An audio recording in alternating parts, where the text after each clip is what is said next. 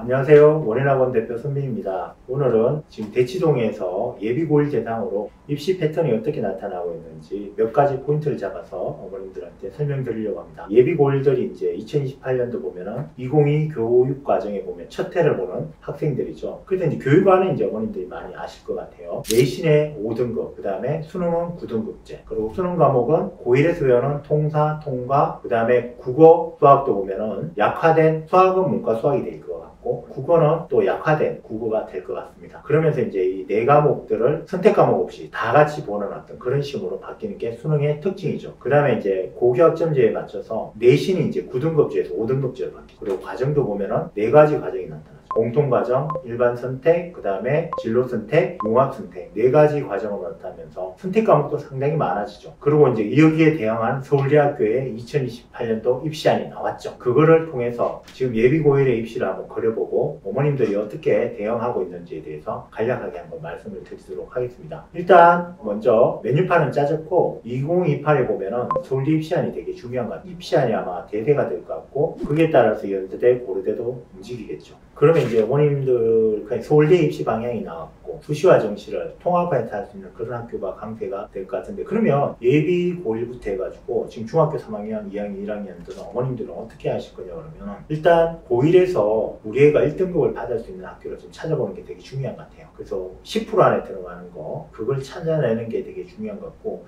일반적으로 보면 이제 애들이 보면 그 2022 교육과정은 세 가지의 어떤 목표를 가지고 있어요. 첫 번째는 뭐냐면 제일 중요한 게 수리력입니다. 그러니까 수학에 대한 가치가 한 1.5쯤 되는 것 같아요. 분석해봐도 그 네 가지 단계로 보더라도 수학이 1.5의 가치예요. 국어가 1이라 그러면 수학이 1.5쯤 되는 것 같고요. 그럼 영어는 어떠냐? 영어도 뭐냐 그러면 국어처럼 1.0으로 잡아주면 될 것 같고요. 그럼 탐구 과목들이 있어요. 탐구 과목. 통합 사회라든지 통합과학이 있는데 통합과학이 더 중요해요. 통합과학 같은 경우에는 한 1.2로 잡아주면 될 것 같고, 통합 사회는 한 0.8로 잡아주는 거죠. 그러다 보니까 제일 먼저 중요한 건 뭐냐 하면 공통과정에서 제일 중요한 건 수리력, 수학에 대해서 어느 정도 돼 있느냐가 제일 중요하고요. 그 다음에 문해력이라기가 국어, 그 다음에 영어, 통합사회, 이걸 하나를 묶어서 뭐라고 보냐 그러면 문해력이라고 보시면 될 것 같고요. 그 다음에 남아있는 통합과학은 어떻게 보냐 그러면 요거는 수리력에 약간 결쳐져 있으면서도 보면은 특히 AI하고 이런 것들이 결합될 수도 있기 때문에 디지털 문해력으로 좀 보셔야 되는 그런 부분이 있는 거예요. 그 2022 교육과정의 핵심은 세 가지를 추구합니다. 수리력, 문해력, 디지털 문해력. 이걸 어떻게 한다? 1학년 때 공통과정으로 배우고 난 다음에 2학년 때 뭐냐 그러면 일반 선택에서 이 개념들을 심화해서 세 단계에 있는 진로 선택에서 이 세 가지가 잘 정리가 돼야 돼요. 뭐? 수리력, 문해력, 디지털 문해력. 그럼 마지막 단계에서 이 세 가지를 융합해야 돼요. 융합. 마지막 단계에 보면 융합 선택에서 이걸 융합하는 과목들이 많거든요. 서울대에서 입시에서 정시에서 보겠다 하는 것도 뭐냐 그러면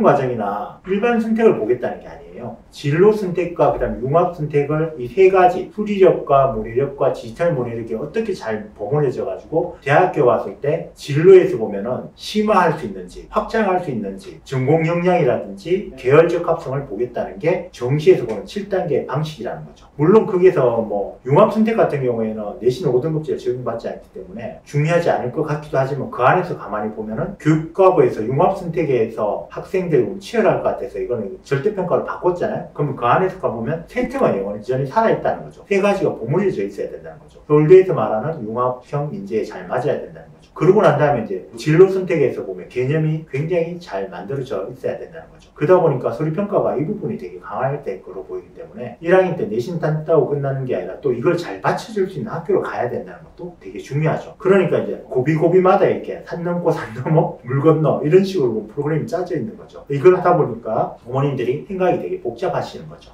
그런 부분을 잘 할 수 있는 고등학교에 갈 수 있다면 좋을 것 같아요. 학교값이 어차피 있는 것 같아요. 그래서 지금 보면 대치동의 내신을 분석해 보면 애들이 5년 동안 코로나 그때부터 시작해서 애들이 내신이 굉장히 몰입하게 되거든요. 몰입하게 돼가지고 내신 값이 되게 많이 올라가가지고 1.0에 수립하는 식으로 굉장히 5년 동안 많이 올라왔어요. 예를 들면 뭐 중동고등학교에서도 보면, 그래서 제일 잘 가르치는 애 중에 1등에는 1.04도 있었던 것 같아요. 중동 휴문도 1.05 이례적이었어요. 그거는. 근데 요즘 요즘 보면 그게 일반화되는 그런 패턴이 띄입니다. 근데 5등급 되면 이런 애들이 엄청나게 쏟아지겠죠. 그럼 대학교는 뭘 볼까요? 당연히 그 안에 있는 세특을 되게 많이 보겠다는 거. 특히 어느 과목? 진로 선택과 융합 선택. 이거로 끝나는 게 아니죠. 수능은 9등급으로 살아있다는 거죠. 그 두 가지를 잘 믹싱시키는 전략. 그래서 우리 애에 보면은 문해력, 실력을 좀 잘 봐야 될 것 같고, 그 다음에 이제 수리력 잘 봐야 되겠고, 융합에서 디지털 문해력, AI나 이런 것들이 잘 구현되는지 또 보는 게 아마 지금 겨울 동안 전략을 세우는 하나 중요한 포인트가 될 것 같습니다. 그리고 궁금한 거 있으시거나 이걸 좀 해석해야 된다, 우리한테 적용해야 되겠다, 그러시면 이 댓글에 남겨주시면 제가 어머님들한테 상세하게 이제 온라인상으로 이제 상담을 해드리겠습니다. 그래서 댓글 남겨주시고, 여기 메일이라든지 특히 보면 저희하고 블로그가 있거든요.